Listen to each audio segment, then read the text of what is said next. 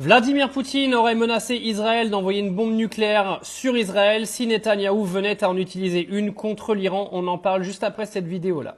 Mr. Putin doesn't make it very clear to Mr. Netanyahu that if he contemplates using a nuclear weapon, he needs to understand something.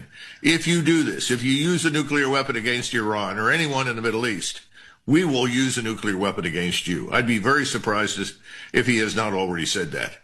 We don't understand what we've walked into because we're not informed.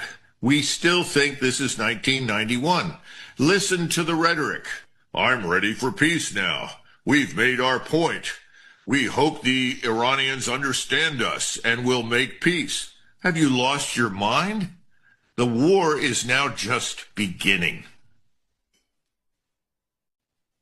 Yes, it's not the beginning of the end, it's merely the end of the beginning.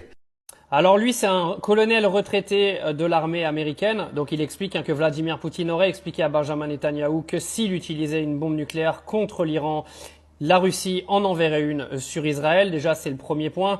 Et il y a un point sur lequel je le rejoins littéralement, c'est que les Américains ont cru qu'ils allaient décider du début et de la fin de la guerre. Ils ont décidé du début, ils se sont pointés avec leur porte-avions. Et là, Donald Trump commence à se dire que ce serait peut-être intéressant de faire marche arrière très vite avant de se retrouver dans un bourbier dans lequel je vais pas pouvoir sortir, tu vois. Et il se dit, ok, on a montré les crocs, on a montré qui nous étions, maintenant on peut partir, la guerre est finie.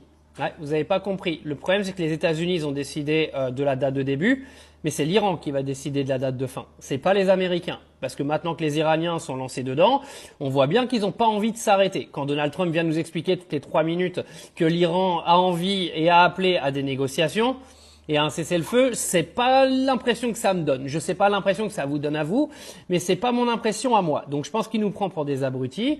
Je pense qu'à un moment donné, ça va très mal se terminer parce que comme ce cher colonel retraité nous explique, ce n'est que le début de la guerre. J'en ai bien l'impression également. Je pense que c'est une guerre qui va durer très très longtemps.